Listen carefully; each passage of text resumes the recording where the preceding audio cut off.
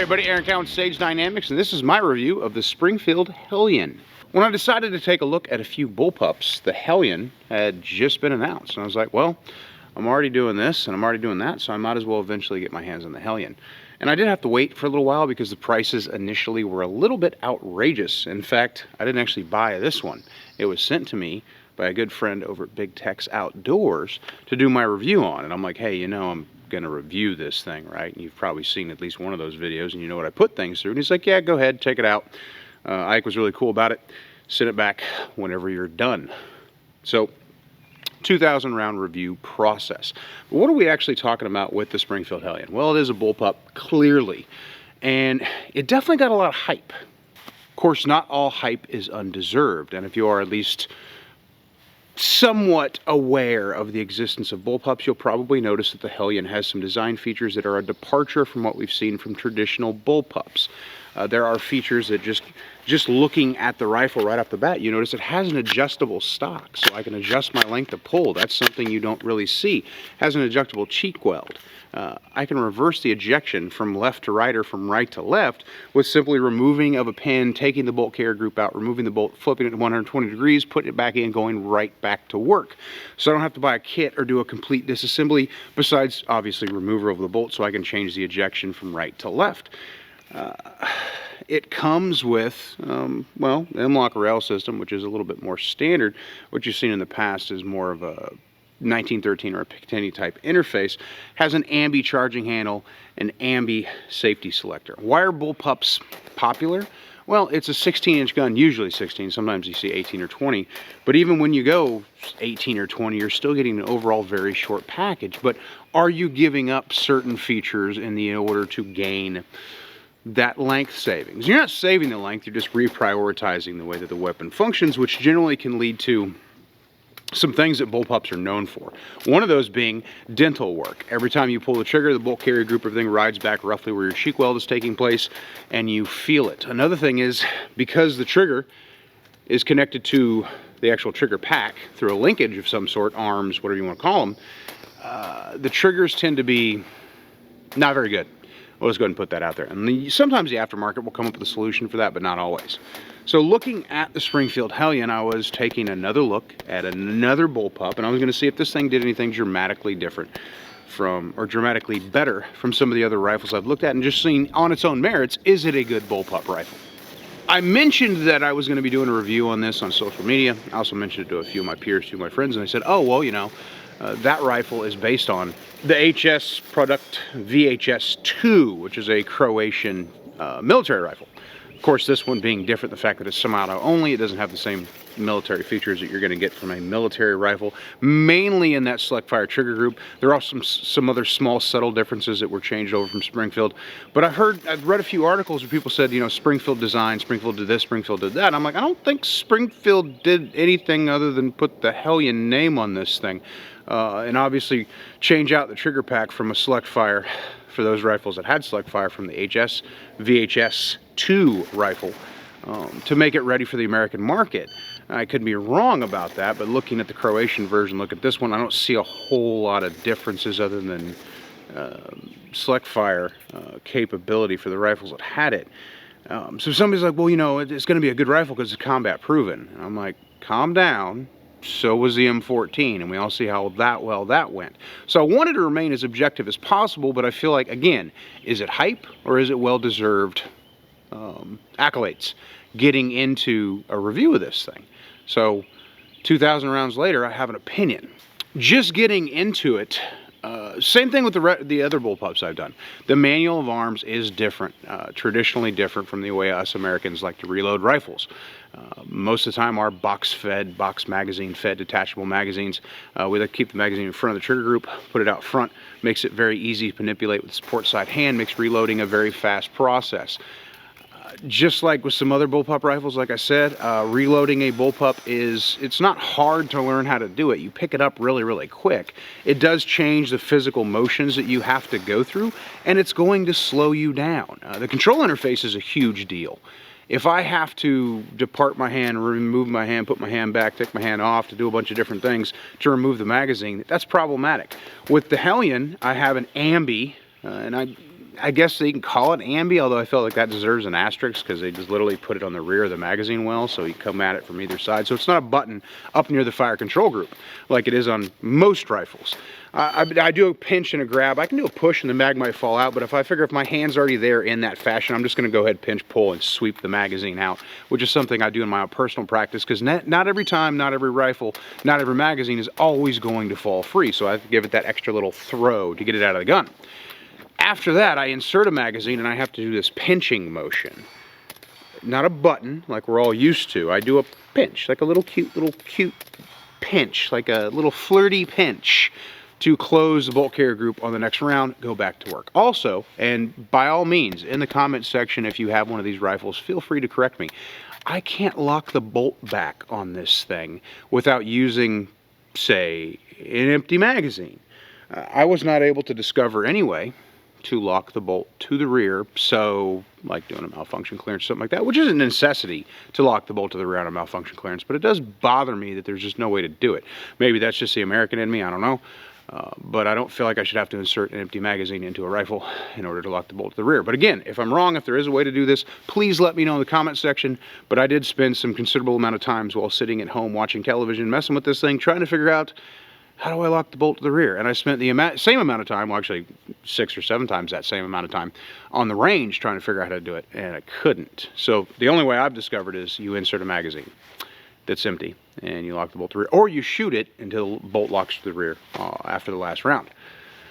Other things, the safety selector, very crisp, very sure. You know, you've got a really good feeling there. There's no play in it. There's no slop in it. It is just a strange positioning, though. Now, the pistol grips on this thing, like many ARs, are interchangeable. I can take off the grip that comes and put, my favorite AR style grip. There's probably some that wouldn't work quite so well depending on what we're talking about, but your standard A2 style or your standard aftermarket grips like from Magpul or BCM are probably going to work just fine. Now, first 500 rounds got a real good feel for the rifle, and they got a real good feel for the trigger, which is usually a point of contention for people when they talk about bullpups. Usually the first thing people bring up. Triggers are terrible. The trigger on this thing, it reminds me of something. Something that I can't quite put my finger on. It's a very long pull. It's a very heavy break. I think I would liken it to the longest single stage trigger I have ever felt on a firearm, but not ever felt. It reminds me of something. Anyway, trigger's not bad if we're talking about just the merits of the trigger's performance. It is consistent and it does break consistently, roughly around, at least to my finger, the same weight. It didn't get gritty throughout the 2,000 round process. I didn't have any issues with it. Reset was assured, reset was consistent, but it's just a long trip to take. I guess I can kind of understand that from an OEM perspective. A lot of manufacturers are very conservative in the triggers that they put in their guns, unless it's like on a special shop or custom shop type stuff. But on a rifle, this trigger is a little ridiculous. Perfectly manageable, and if you're already a member of Team Bullpup, you're probably going to defend the trigger's performance anyway, and say it's the greatest thing ever, or you shouldn't have a problem with it, or that's just training, or whatever the other excuses people use. To me, and I'm not a huge believer in super light triggers. This one is just too heavy. Another thing I noticed in that first 500 rounds is the recoil pulse. It is noticeable. I did find out later that the muzzle device does play a part in that because of the actual muzzle rise. The muzzle device that's included on the Hellion is not great, but it's also probably, they spent 10 minutes more engineering this thing than somebody did engineering the original birdcage flash hider, which is what most rifles come with because it's a very cheap muzzle device that you can just throw on any gun with a crush washer and call it good. The pulse itself is a little bit dental worky. Not terrible, and not remarkably worse than any other bullpup I've ever fired, but if you're coming over from the AR platform, it is going to be noticeable. That being said, again, it's very consistent. I didn't really identify any issues with it. The bolt carrier group does what it's supposed to do. Now, most bullpups, this one included, are piston operated, long stroke or short stroke.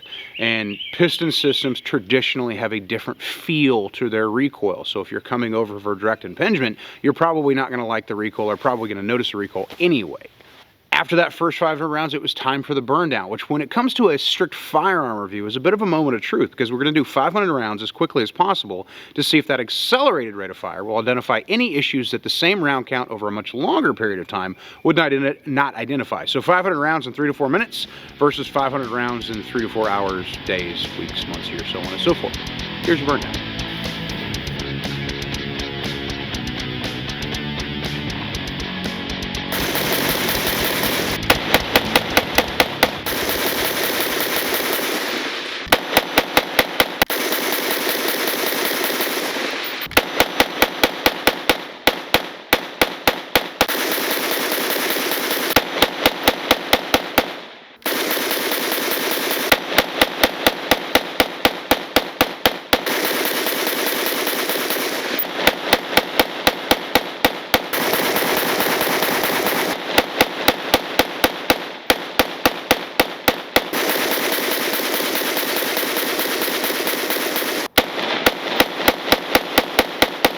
No issues during the burn down. Very happy to report. And one of the things I was really focused on for the burn down on this purpose, one, of course, reliability. I was shooting 55 grain PMC, which is a pretty reasonable ammo. You generally try to go federal in that regard, but PMC is a quality round for range purposes that I've been able to use over the years. I was more concerned about just the overall, I guess, lockup, for lack of a better term, of the gun as it got hot, because there's a whole lot of polymer involved in this thing, which isn't necessarily a bad thing. But if you're a student of history of polymer rifles, you know that some polymer rifles, when they got hot, their tolerances went to crap. And I was curious to see, just based on the interface of this thing, if that was going to happen. But I'm happy to report 500 rounds, first last round, no issues whatsoever. I didn't notice any significant changes in the control features, the performance. It ran, and that's exactly what we want. 500 rounds is outside of the realm of realism in that short period of time. But if it can make it through that, it can probably handle anything, at least in regards to what we're looking at during the burn down.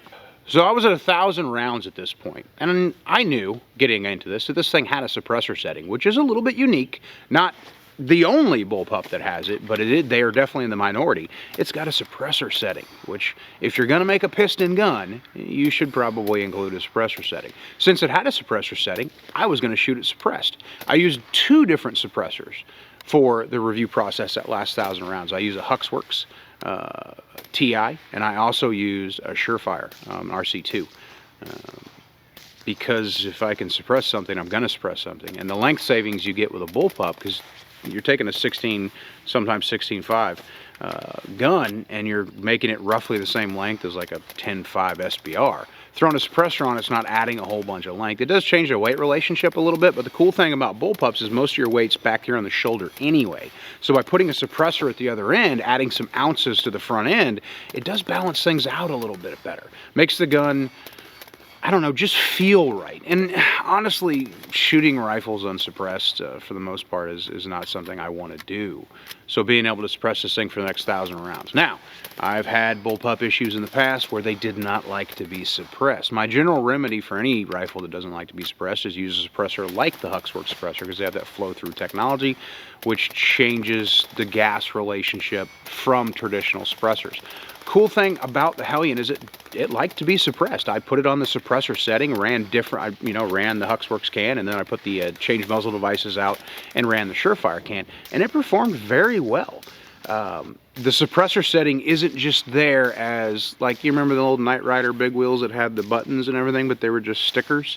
Some suppressor settings are like that. It's there, but you turn it and it may not actually do anything, or if it does something, it's not doing much at all.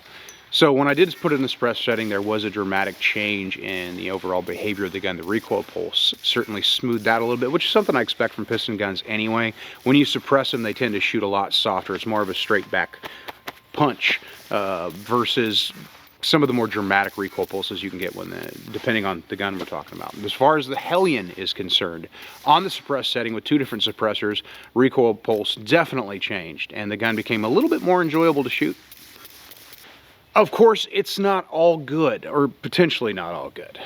The cassette-style trigger. What I mean by cassette-style trigger is the Springfield Hellion's trigger group is completely housed in a cassette-type device. In my experience, cassette-type devices, cassette-type triggers, and suppressors do not mix long-term. Now, I only did 1,000 rounds suppressed, so I can't say for certain, but that was a concern going into it. It was going to be continue to be a concern of mine. Generally, those cassette-style triggers, they tend to gum up very, very quickly, depending on how much gas is making it back into the gun. The gas behavior on this thing, piston, of course, helps. Not all piston guns, but this one we're talking about. I'm not seeing a lot of gas at the shooter's eye, right there where I'm hanging out when I shoot the gun. So I don't know how much gas is actually getting blown back into the receiver, but it doesn't seem like a unrealistic amount or a ridiculous amount of gas. So that's good. Accuracy. This is another sore point with bullpup guns where apologists will say, well, it's a combat rifle. And I'm like, no, it's a civilian version, maybe kind of loosely based, of a combat rifle. Also, I mean, mil-spec 4MOA. I don't want a 4-inch gun. Just don't. And I understand, like, if you shoot at a target, man-sized target at 100 yards with a 4MOA gun, unless you're holding, you know, extreme within 4 inches either way, you're still going to get your hit. Yeah, I get that. But I want my bullets to go where I want them to go. And I want the only error to be the shooter, not the gun being like, let's put one here, let's put one there, let's randomly put one down here because I had terrible QC and this barrel is trash. So I don't want that. I want within an MOA. I feel like an inch accuracy is completely reasonable for any of the major manufacturers, considering how far we've come with technology, but the rack grade accuracy of firearms hasn't considerably improved. That's why we're all still wowed by guns that can shoot 1-inch groups. Anything better than that, of course, is great. So to accept in today's age a rifle that can't shoot 1 MOA, to me, is a travesty and a crime against God. So in order to check the accuracy on this, I was running an aim point throughout the review, but I also have a 3X magnifier through this primary arms. I think it's a Pegasus 3X magnifier on it, and I shot, my zero group was for 100 yards. Most people, when they run just a non-magnified red dot sight, they'll zero from 50, some people zero for 25, but because I had the magnifier and because 3X magnification is perfectly reasonable for a 100-yard zero, that's exactly what I did. I went ahead and zeroed it for 100 yards. Here is a 5-round group fired after my zero was confirmed at 100 yards.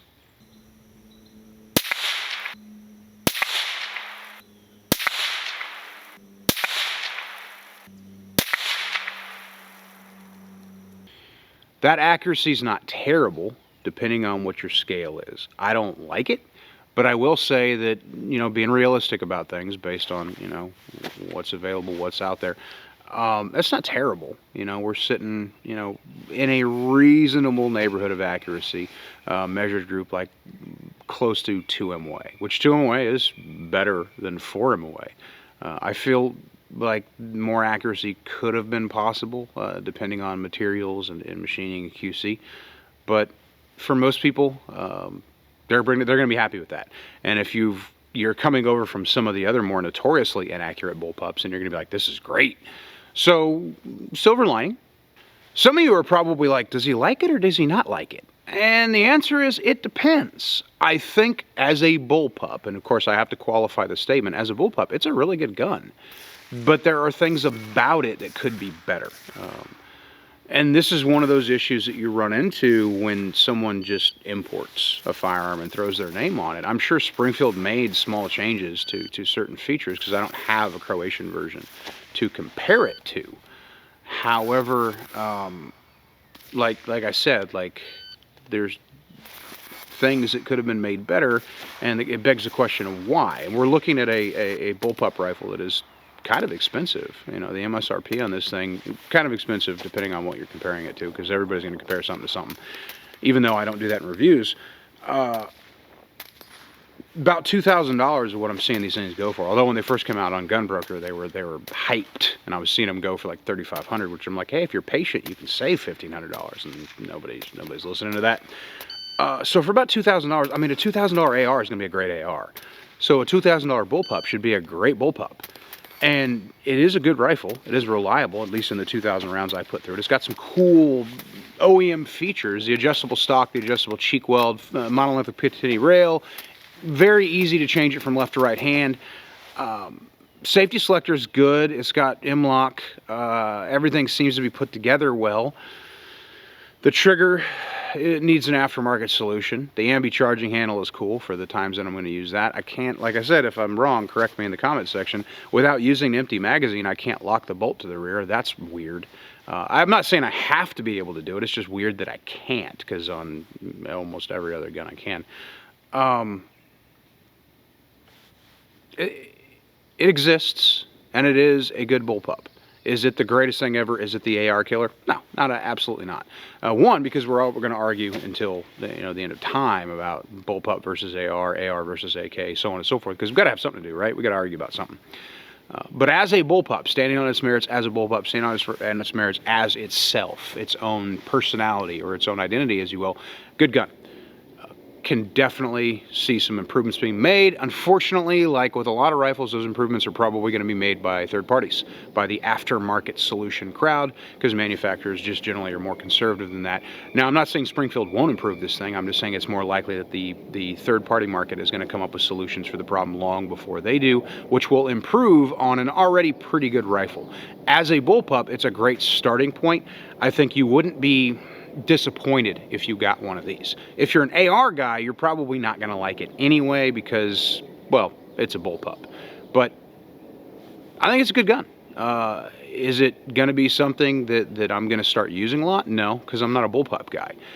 So it's hard for these words to come out of my mouth because I'm just generally against the whole manual of arms design and features because they outweigh, to me, the advantages that you get from a bullpup. So I will say it is a good bullpup rifle. I'm Eric Count with Sage Dynamics. Train accordingly.